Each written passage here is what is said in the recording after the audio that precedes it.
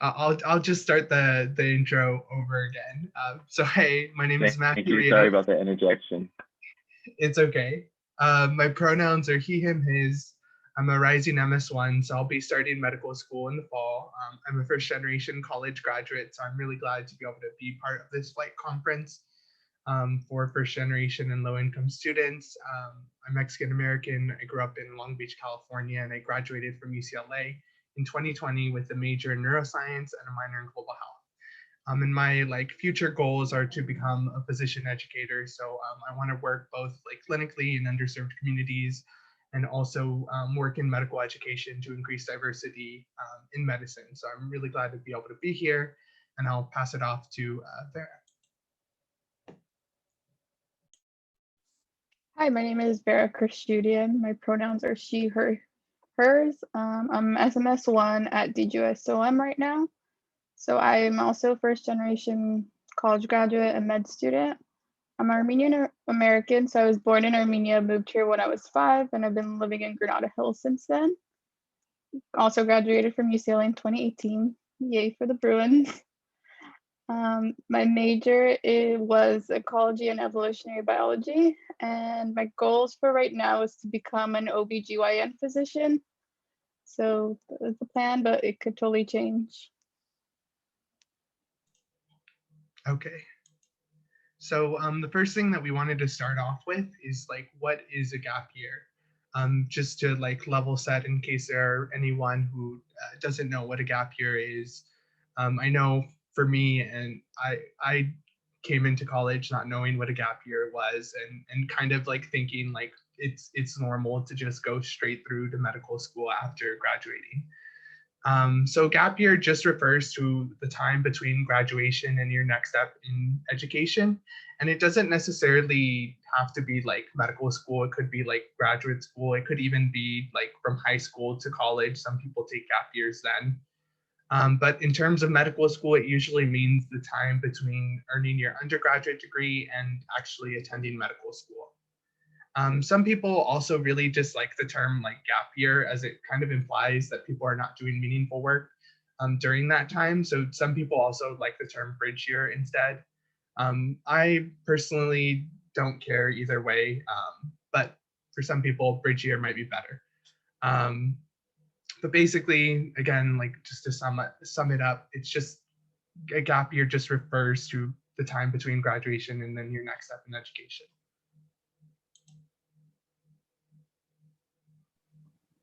So right here, we just have a few bullet points on the common reasons why people take a gap year.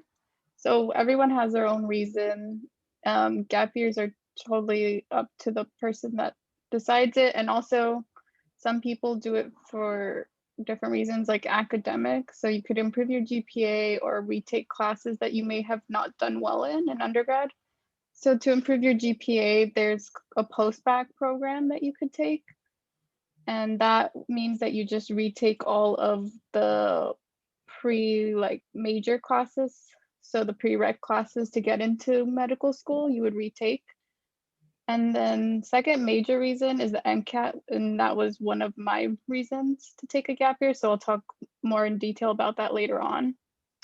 Next is clinical experience. So that's just working in the hospital or shadowing a physician or community service or even just anything else that you want to do. And then some people have career changers. So let's say someone did art history for undergrad and they were really interested in that, and then they graduated and decided that they wanted to go into medicine, so they'll take a few gap years, try to take the prereq classes, and then apply to med school. And then some people just want to break from school. I know undergrad was very tough and it's a lot of studying hard, so taking some time for yourself is a good idea. And then also to prepare for your application. The application does take about a year in total, so it's a long process, and a lot of people want the free time to do that instead of doing that 4th year when you're in classes. Yeah, so one thing I want to emphasize is just how many people take a gap year. Again, I think I came in with the preconceived notion that everyone just goes straight through to medical school, and really that's not the case.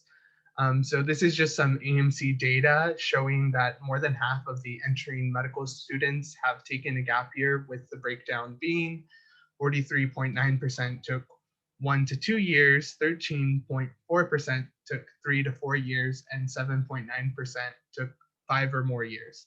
So I think like looking at this, it just makes me like comforted to know that there are other people who've taken like time off to be able to apply to medical school and eventually matriculate.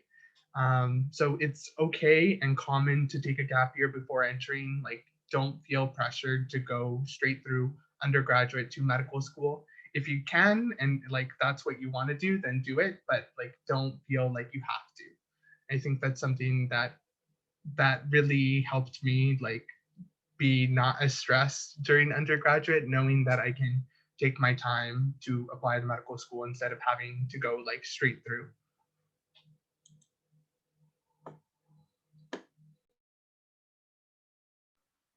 So this slide, we're just going to talk about some of the academic things that you could do during your gap year. So if you decide that that's the route that you want to take.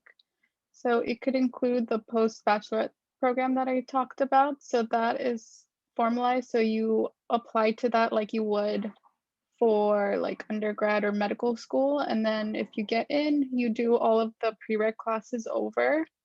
So this is if you did not do well in your undergraduate classes, you could do this to bump up your GPA, or if you were a different major like political science or history, and now you want to go into medicine, this could be a route for you.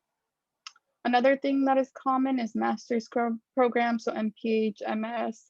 So if people want to do like public health with the medical aspect, MPH is a great thing to do. You could also do that in medical school. So like take a year off in between third and fourth year to get your MPH or any other master's program that you want to get. And then there's other master programs that you want to do. If you want to say go to law school or you want to go to business school.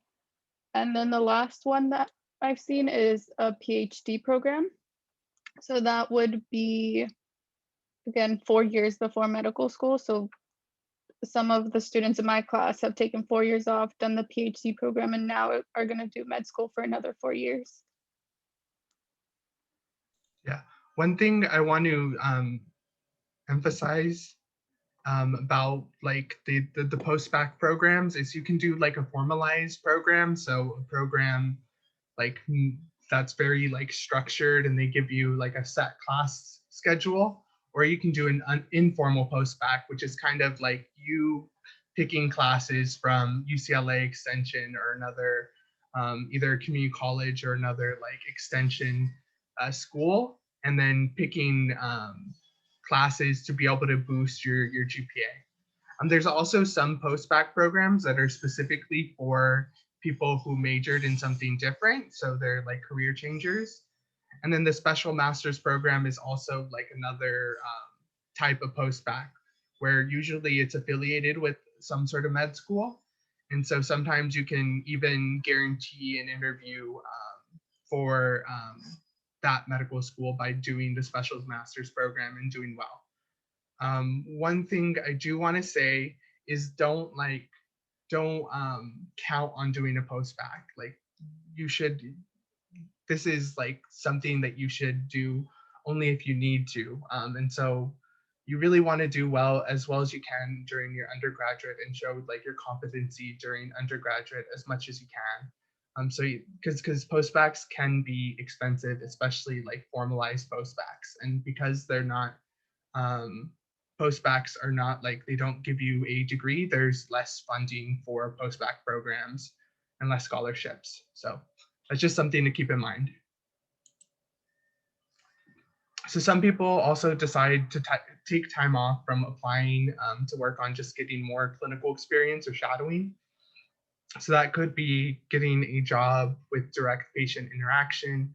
I know a lot of people who have become medical assistants, who've done scribing, who've become EMTs. It could also just include volunteering at a hospital or clinic with direct direct patient experience, or even just like finding doctors that may provide shadowing opportunities. I know for me, this was like a big one because I felt like if I had applied like right after junior year ended, like I probably wouldn't have had enough clinical experience to apply.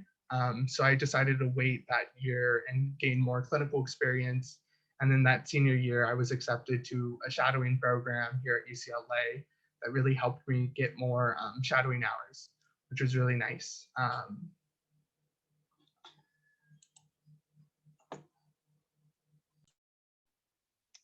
So one major reason that people take a gap year is the MCAT. So the main reason for that is because usually if you're going to only take 1 year, or if you're not taking any years off, you would have to study during the summer of second to third year or third to fourth, or during the school year, which is kind of tough if you have classes, or in the summer if you're doing research. It could be hard to study at the same time. So people decide to wait until after they graduate, where they have the designated time to study. So um, I took my MCAT in March of 2019 after I graduated in 2018. So it really depends on the person and when you have the time. I would really recommend taking your time to take the MCAT. Could see from your practice scores what you're getting, and that's pretty representative of the real test. So if you're not doing as well as you want, I say like take the time off, take another gap year. 1 year is not going to change anything in your future, but the MCAT score, they do look at it highly for admission. So I would recommend taking the time to study for that. So yeah, I think it depends on the person. Some people learn quickly, some others take more time. So I think it just really dependent on you, and don't feel like you have to be pressured to take it when everyone else is taking it.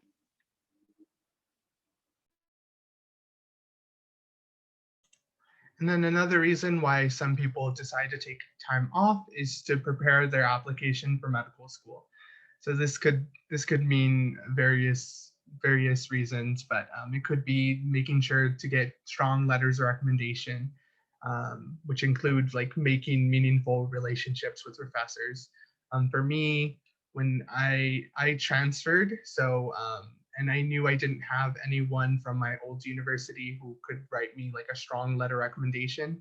So I kind of had 2 years or one. If I had gone straight through, I would have only had 1 year to make all those relationships with professors and maybe my volunteering organizations to get those letters of recommendation. But I decided to take a gap year so I could be able to make those meaningful relationships during my senior year as well, because I knew I wouldn't have had time to be able to get all those letters of recommendation that are needed to make a strong application. The other thing is maybe you need time to work on your personal statement or your disadvantage statement. It's really important that you take your time and really create a strong statement that really shows who you are and how you will contribute to the field of medicine.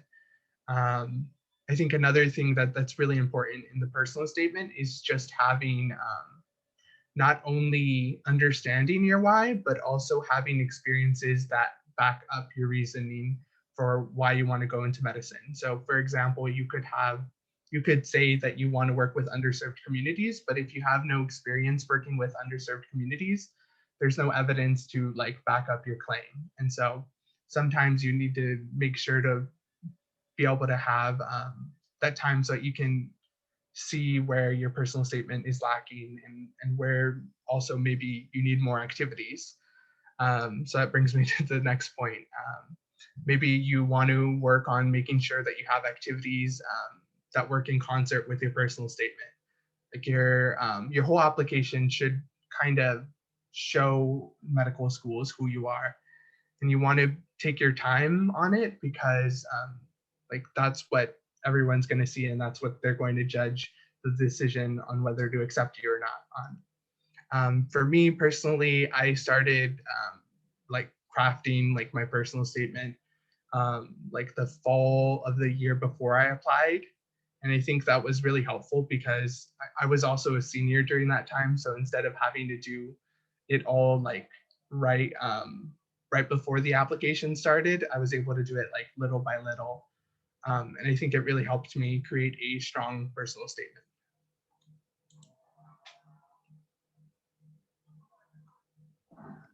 Another reason that you might take a gap year is we talked about break from school. So some people just don't want to go straight in, and that's okay. It's okay to take time for yourself and go to school when you're ready because med school is tough.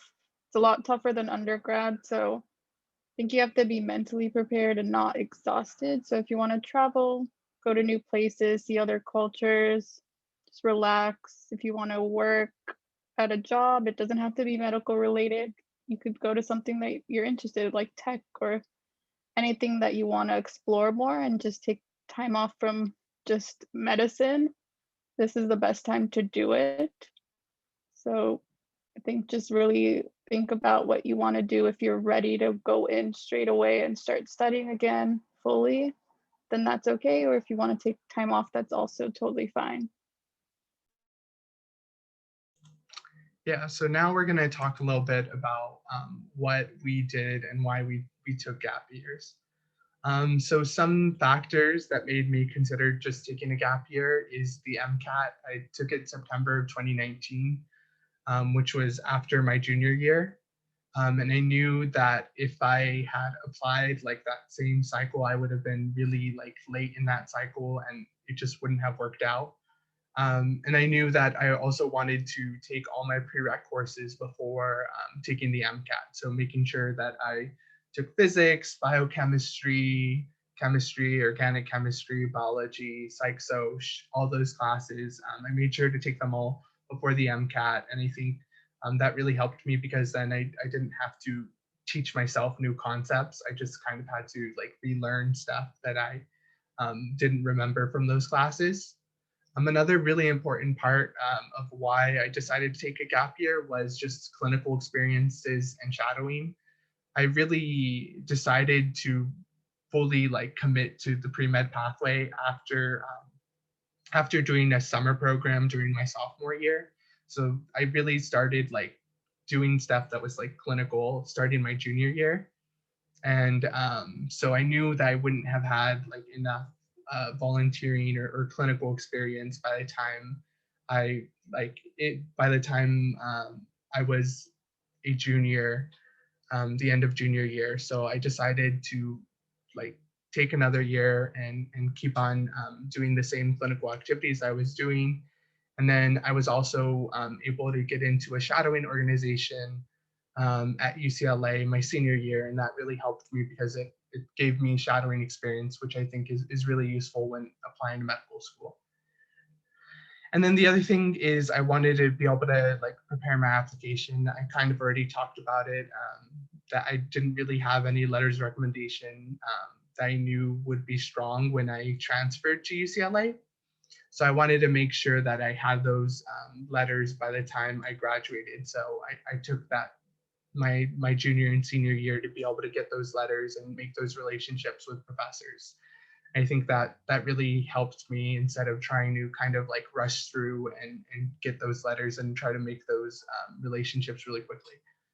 The other thing is I wanted to make sure I had like a good solid personal statement and activity section. And I was really lucky because I went through this program called Medical School Readiness by Mi Mentor, which basically went through the whole application process with me throughout like a whole year. And I think that really helped me get ready for my actual application.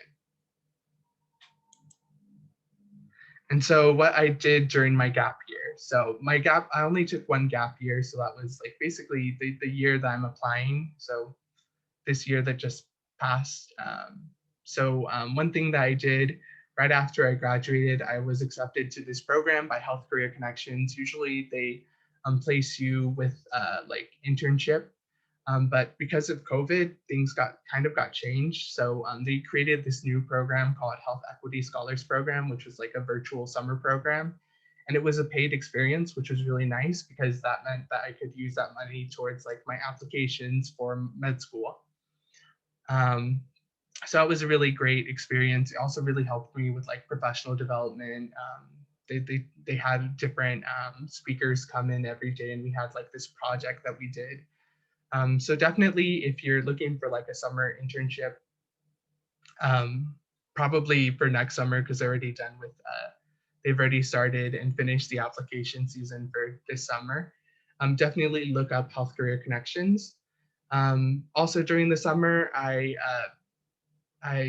worked with an organization called Aspire, Learn, Mentor, Achieve Science Academy, which is basically a science academy for elementary school students in Santa Ana, which is a predominantly Latinx community. During the summer program, we focused on, because this was during COVID times, we focused specifically on like COVID-19 and teaching about the science behind COVID-19 to our elementary school students so that they could advocate for their community. And it was a really great experience. And it was another paid experience, which was really nice because that also contributed to helping me for when I had to do applications and secondaries, which was really, really good. And then throughout the year, I also volunteered with them. They do like a weekly series during the year. And it was really great because I also got to like add new things to the science academy. So we had like a whole lesson on the brain. I'm a neuroscience major, so it was really great to be able to teach them about that. And then the other thing is that we actually had a whole session on like the COVID-19 vaccine, and I think it was really great because like there's a lot of misinformation in the Latino community, and we were able to like target the kids so that they could be the advocates for their parents when they were eligible to become to get the vaccine. And so it was really, really great experience. And I'm still working with Alma Science Academy like to this day as a volunteer. The other really big thing that I did was the Ultimate Community Health Fellowship. So this was like really perfect timing because I was able to get accepted to this Community Health Fellowship like right after I did the Health Equity Scholars Program. And specifically, for those of you who don't know, Ultimed is an FQHC here in LA. FQHC meaning a federally qualified health center. So that means that they care for the underserved communities, especially those who are underinsured and uninsured, and they provide primary care to those communities. And specifically, I was in their medical education department, which is really cool because medical education is something that I want to pursue in the future. It was a paid opportunity. I was able to do a lot of really cool different projects. So I was able to help vaccinate a lot of our staff, as well as one of the projects I'm currently working on is about adverse childhood experiences. So adverse childhood experiences are just basically potentially traumatic events that happen in childhood, and they have like really big effects on health in adults. And so I've been working with a pediatrician at Ultimed to get screening to happen at all the clinics that they have. So that's been like probably one of the highlights of being like in the community health fellowship. Um, and then the other thing that I've been doing is just like the medical school application cycle, mostly like the interviews, and then as well as doing like secondaries.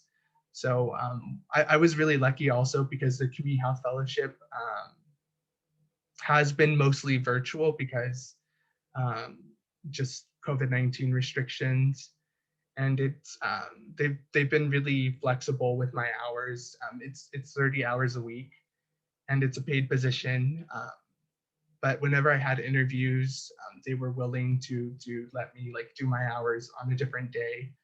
And so I think that that's something to like just keep in mind, like while you're applying to get a job that may be willing to be flexible with you, especially if it is in person, then that takes even more time away from your job. But that's what I did in my gap year, and I'll let Sarah talk about her gap year.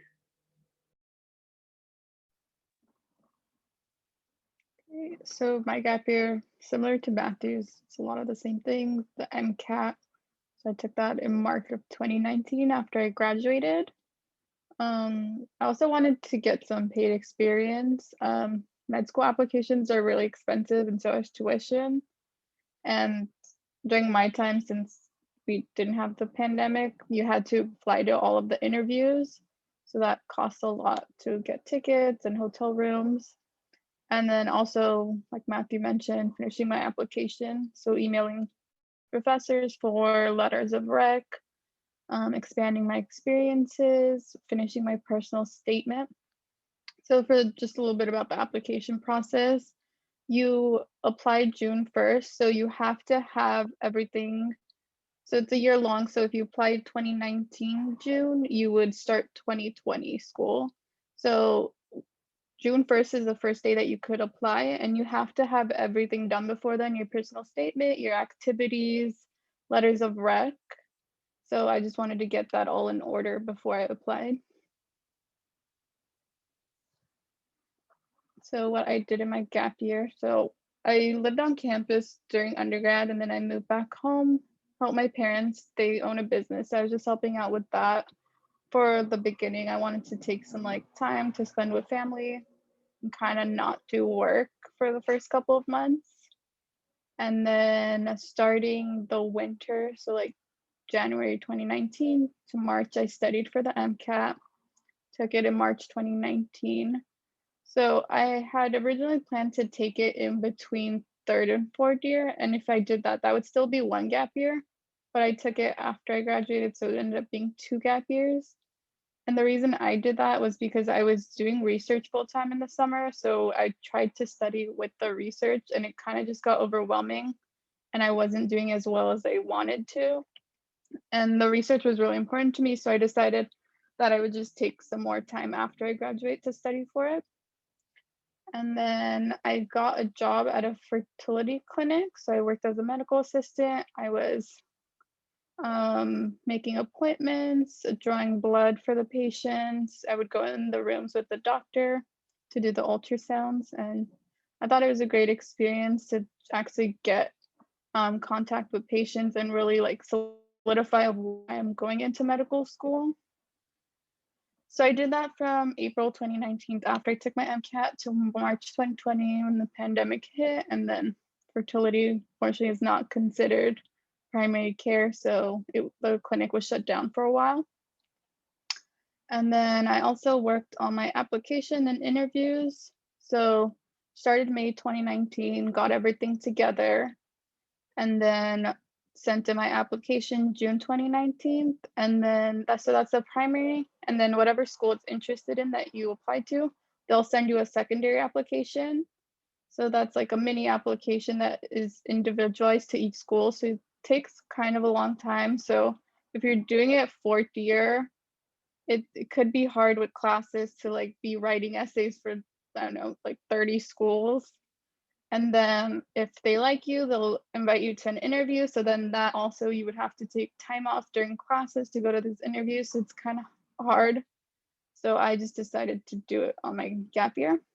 And then did some volunteer work, Glendale Health Festival. So that was through my job. The doctor sets up this festival. It has different things. So his is OBGYN, but there was also like eye doctors,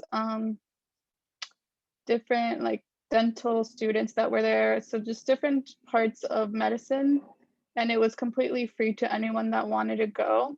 So I thought that was important to me because I'm also interested in public health. So it was just great working with the community and being able to do that.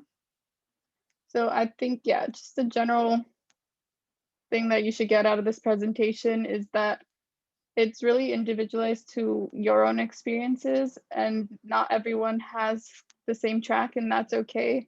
Like in my med school, we have people that took 16 years off, had a whole other career, started a family, had 3 kids, and now decided wanted to do med school.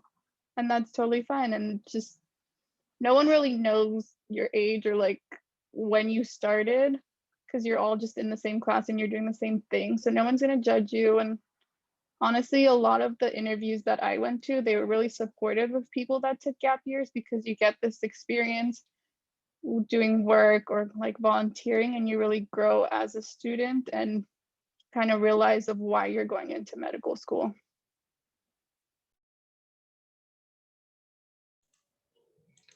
Yeah, so I think that's it for like the presentation part. So if anyone has any questions about like anything that we did, or I can see there's one questions. How much do med schools applications cost in total? So I believe it's 170 for like just the application in general, as well as one medical school, and then $41 for each additional medical school that you want to add. This is, however, if you do qualify for this program called the fee assistance program, you can get the application like that $170 waived, as well as submit your application to 20 medical schools for free. So that's something to definitely look into. But if you don't qualify, then it depends on how many schools you apply to. And then I honestly don't know like how much like flights and all that costs, because my interviews were all done virtually, which saved me a lot of money. But it was also like kind of a con, because then you kind of didn't get to see the school before you like make a decision. But I don't know if Farah has, if you have any insight in terms of like the interviews part. So yeah, just to elaborate on the inner or like the application, there's also the secondaries, which is additional about like 50 to 100 depending on the school. So like every school that you send a secondary to, you would have to pay that fee. I'm not sure if you could get the assistance program for that as well. I don't know if you know, Matthew. I think you can. You just have to check with the school if they specifically like waive it automatically, or sometimes you can even just ask a school like, hey, I'm going through like financial hardships. Like, would you be able to waive it? And sometimes they'd be willing to waive that fee, regardless of whether you were on the fee assistance program or not. But for AMCAS, you can't really do that. You either qualified for the fee assistance program or you don't. But with schools, you can kind of like tell them like your situation, and they might be able to waive those fees regardless of whether you have the fee assistance program or not. Yeah, and those can be expensive too. Those are actually more expensive most of the time, like $50 to $130. So definitely don't send secondaries to schools that you feel like you like you don't feel are good fits for you. Yeah, and then just for the flights, I guess. Usually when you get an interview, they give you like a 2 week to month notice where you have to sign up for a certain date. Like you can't choose the date. They give you like 3 or 4 and you just have to pick one.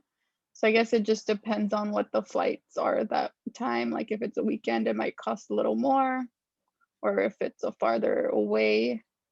So I guess it's just all based on what the flights are like at that time. And then Sarah said, did you do any post-bac courses as well, or are you okay with stats? I wonder how schools view formal post-bac courses versus formal, or informal versus formal. So I did not do any post-bac courses. So I just didn't think that, like, my GPA was not the highest, but I didn't think that it would make a huge difference if I had done post-bac. And it would just also cost a lot of money. So I decided to just apply in whatever school I got into, I was okay with. Most schools, like they're leaning more towards like experiences now. So some schools do have a like cutoff for GPA and MCAT score, and if you don't have that, they won't look at your application at all.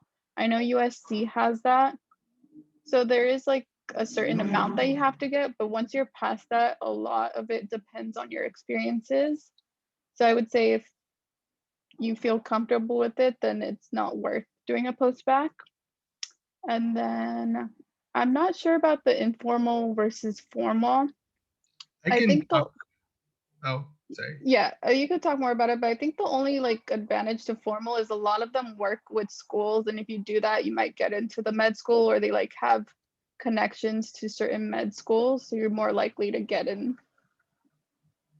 Yeah, I think formalized, the good thing about formalized is there's more like structure to them.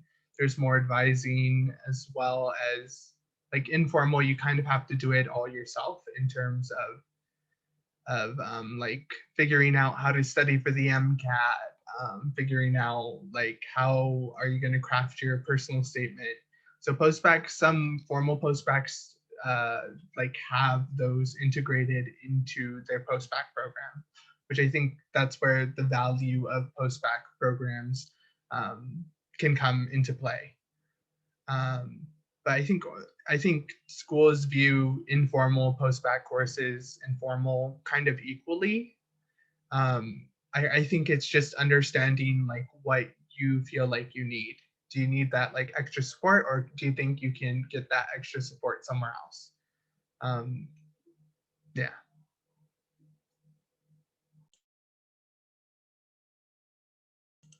I remember I saw Aaliyah's hand up. I don't know if she still has her hand up.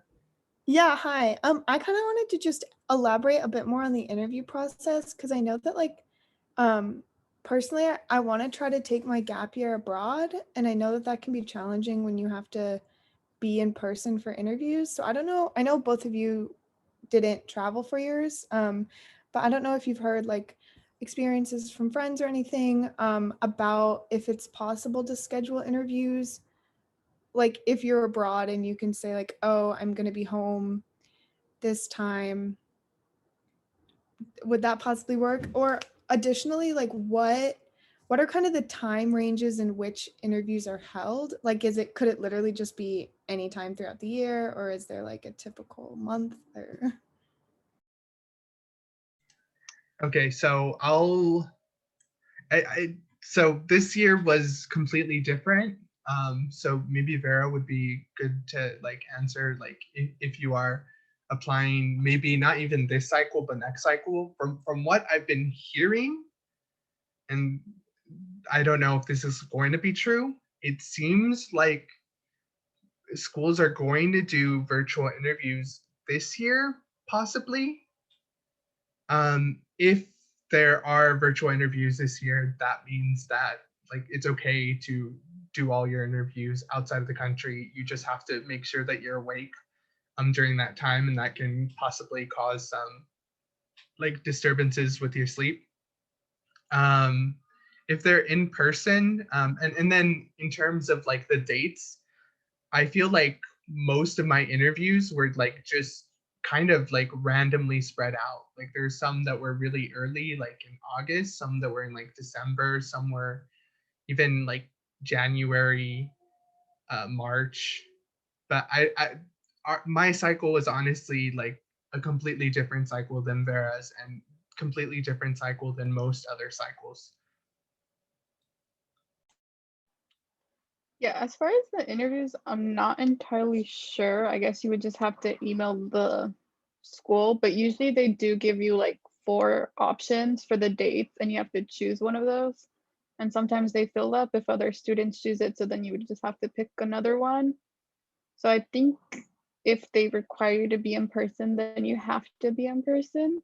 And yeah, like Matthew mentions, interviews usually start from August because you apply June, and then by the time you do secondaries, it's around August is the first interviews, and then could go until the usually like March is the last ones because by May you have to decide what school you're going to. So I think the latest I've heard is like March would be when you would do an interview. But I'm not sure. I guess for the pandemic, maybe they'll be more lenient if you say like you're in a different country and you don't want to travel. They might be more lenient towards giving you an online interview.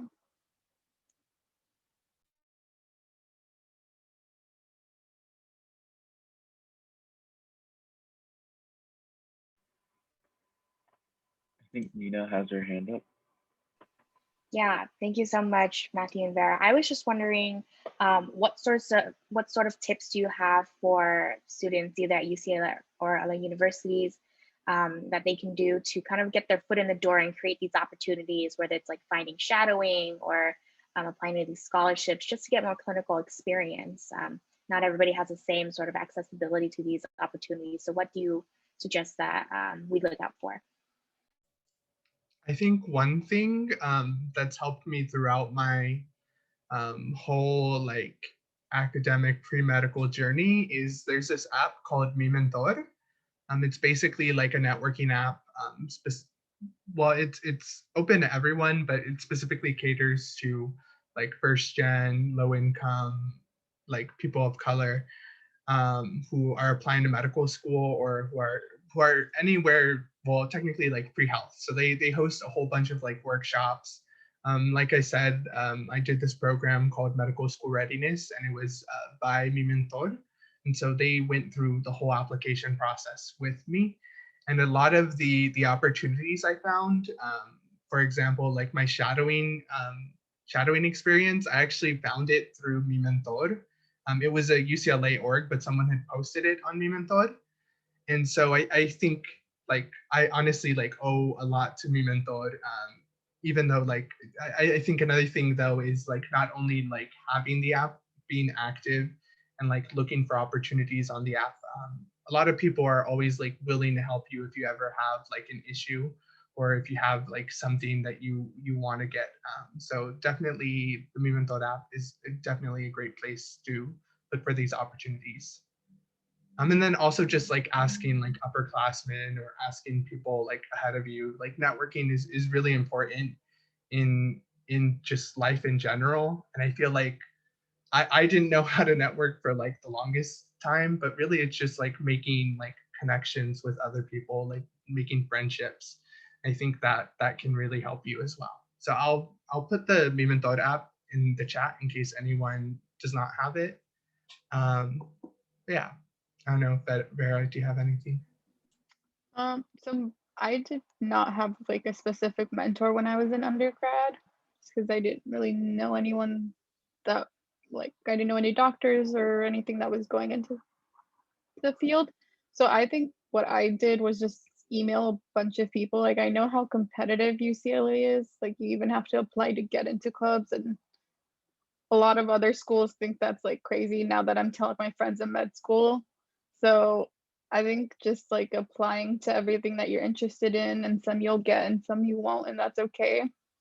And then as far as research, it's very competitive. So again, just email as many people that you can, and one of them will respond for sure. So if you're interested in a field, just look up like your professors or doctors in that field online, and then just email them, tell them that you're interested, and then you guys could set up an interview.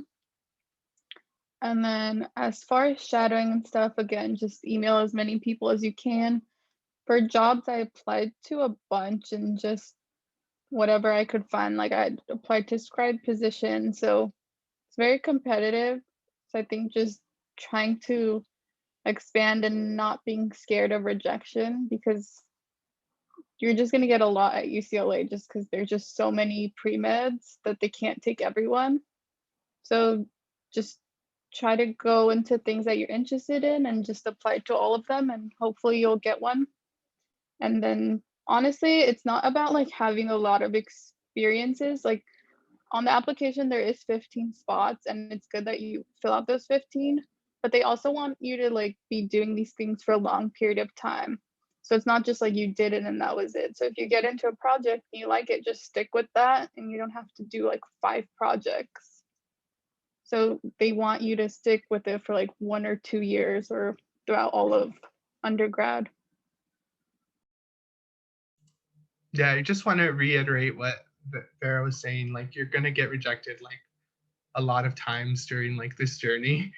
And like don't be afraid to get rejected. Like don't be afraid to like apply to something because you feel like you're gonna get rejected. Like be willing, even despite getting rejected, to apply to different things, because yeah, things are very competitive.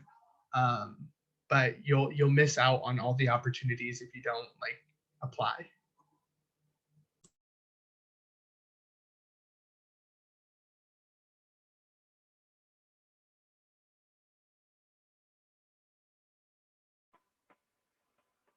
Thank you both for your awesome presentation and for your responses to these questions thus far.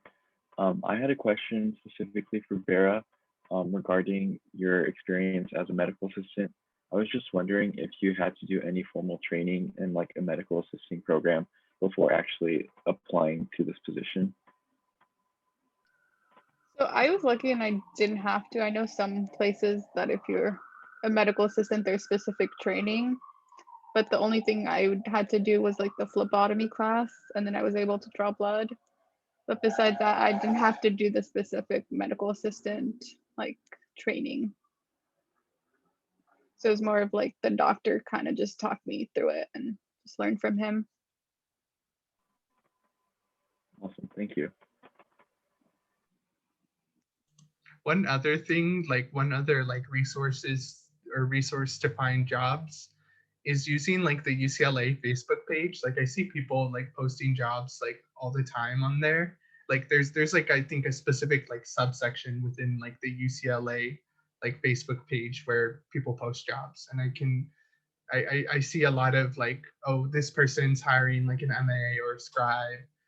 And it's really good to get those types of jobs because then there's usually less like requirements. Like there's no like specific classes that you have to take, like Vera was saying. Yeah, and I think also just looking out for the Facebook group for research positions, because I know in med school and I'm assuming in undergrad, a lot of the older students that are like graduating or don't want to be in the lab anymore are like posting like, oh, there's a position open if anyone wants to join. So just looking out for that if you want to start research.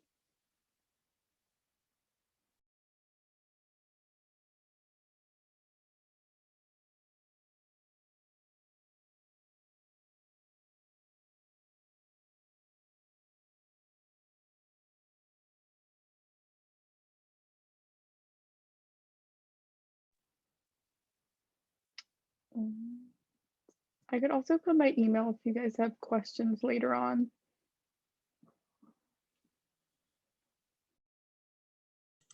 Yeah, you can put my email too.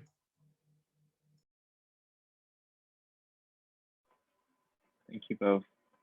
And if none of our attendees have any remaining questions, I believe that concludes our gap years discussion. Thank you so much to the both of you for taking the time out of your Saturday to be here with us and to go over gap year, and to go into what both of you did during your gap years. I know I speak for all the attendees and also UCLA LSA and wishing the both of you continued success in your medical careers. Thank you. Thank you for having us, and you guys are going to do amazing. Just stick to it and take your time. Yeah, it's definitely a tough journey, but I'm sure you guys will all do well.